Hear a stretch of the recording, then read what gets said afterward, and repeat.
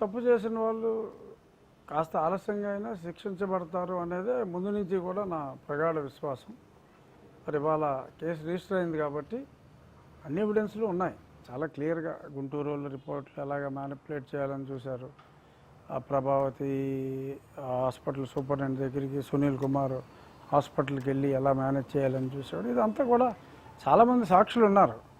ఆ సాక్షులు చెప్పేస్తారు. ఆ సాక్షులు అందరూ నాతో టచ్లో ఉన్నారు, చెప్తారు. ఒరిజినల్గా గుంటూరు హాస్పిటల్లో హైకోర్టు చెప్పింది హెడ్ ఆఫ్ ద డిపార్ట్మెంట్స్ 3 డిపార్ట్మెంట్ల హెడ్లను కూడా చూడమన్నారు.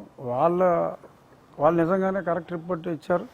కానీ తర్వాత ఆ డాక్టర్లను మార్చి మధ్యాహ్నం 12 గంటలకల్లా ముందు రోజు నైట్ ఇచ్చింది హైకోర్టు, సురేష్ రెడ్డి గారి బెంచ్.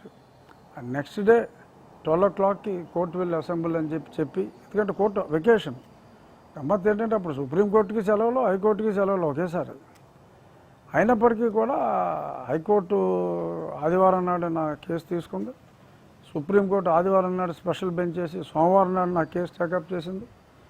ఆదివారం మధ్యాహ్నం 12 గంటలకు రిపోర్ట్ సబ్మిట్ చేయమన్నారు. శనివారం సాయంత్రం నన్ను హాస్పిటల్ తీసుకెళ్లారు.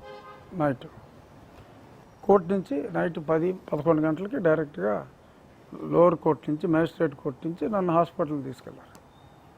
హాస్పిటల్లో టెస్టులు చేశారు. వాళ్ళు చూశారు, బాధపడ్డారు, చాలా దారుణం అని చెప్పారు. రిపోర్ట్ కూడా నాకు తెలిసి అదే ఇచ్చారు. కానీ మరి 12 గంటలకి ఈ రిపోర్ట్ వెళ్ళిందంటే వాళ్ళ కొంప కోలేరు అవుద్దని చెప్పి ఆ రిపోర్ట్ని ఆపి ఇంకా ఆలస్యం అవుతుందని కోర్టుకి చెప్పి కోర్టు చిరాకుపడింది. 3 సార్లు వాయిదా వేశారు, 2 గంటలు. చివరికి 6 గంటలకి వేరే దొంగ రిపోర్ట్ తీసుకెళ్ళి అతను ఇవ్వడం జరిగింది. ఆ ఒరిజినల్గా కోర్టు మెన్షన్ చేసిన డాక్టర్స్ కాకుండా వేరే డాక్టర్లతో దొంగ రిపోర్ట్లు వీళ్ళు సబ్మిట్ చేయడం జరిగింది. అసలు ఏమీ లేదు, చాలా బ్రహ్మాండంగా ఉన్నాడు, ఫస్ట్ క్లాస్గా ఉన్నాడంట ఏదో రిపోర్ట్లు ఇచ్చారు. ఆ ముందు కూడా నాకు ఆ రోజు కొట్టిన మరుసటి రోజు వచ్చిన డాక్టర్ కూడా, ఆ వచ్చిన డాక్టర్ పేర్లు అక్కడ రిజిస్టర్లో ఉంటాయి. అతను నా అభిమాని, మీ రచ్చబండ రెగ్యులర్గా ఫాలో అవుతాను సార్ నేను అంటే. అప్పటికీ నాది రచ్చబండ మొదలుపెట్టి సంవత్సరం దాటిపోయింది. సో మోస్ట్ పాపులర్ షో అది, మీ అందరికీ తెలిసిందే నా రచ్చబండ వ్యూవర్షిప్ ఏంటన్నది. సో నేను మీ ఫ్యాన్ అండి, ప్రతిరోజు ఫాలో అవుతాను. మీరు చాలా జాగ్రత్తగా ఉండాలి. ఆ కాళ్ళ మీద క్లాట్స్ ఇఫ్ దే ట్రావెల్ మీ హార్ట్కి అటాక్ అవుతుంది, suddenly you will collapse out of heart attack అంటే అని ఒక బ్లడ్ థిన్నర్ వాడాలి అంటే. నేను ఆల్రెడీ సర్జరీ అయింది, బ్లడ్ థిన్నర్స్ వాడుతున్నాను అంటే. కొంచెం డోస్ పెంచండి, you take double dose for 3-4 days till the clots are melt అయ్యేదాకా. క్లాట్స్ ఉన్నంతసేపు మీరు కొంచెం డోస్ పెంచాలని చెప్పాడు.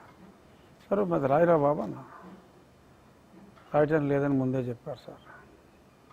బీపీ చూశారు, ఎంత ఉందన్న 160/110. రాయటం చూస్తే 120/80 రాశాడు. ఇదేంటంటే ఇంత పర్ఫెక్ట్ ఏంటంటే, అసలు మామూలుగా కూడా 120/80 ఎవడుకుంటుందిరా, ఉండదు కదా అంటే. అంతే రాయమన్నారండి. రాయకపోతే నా మీద యాక్షన్ తీసుకుంటా అన్నారు, నన్ను ఏదో ఒకటి చేస్తా అన్నారు. నాకు తప్పదు సార్, బట్ మీ అభిమాని మీరు జాగ్రత్తగా ఉండాలి అని చెప్పి వెళ్ళిపోయాడు. ఆ తర్వాత ఏదో వేరే దొంగ రిపోర్ట్లు తీసుకొచ్చి నన్ను సంతకం పెట్టమన్నారు. నేను తప్పు చేశాను, నేనేదో 124A మతాల మధ్యన చిచ్చు పెట్టడానికి ప్రయత్నించాను.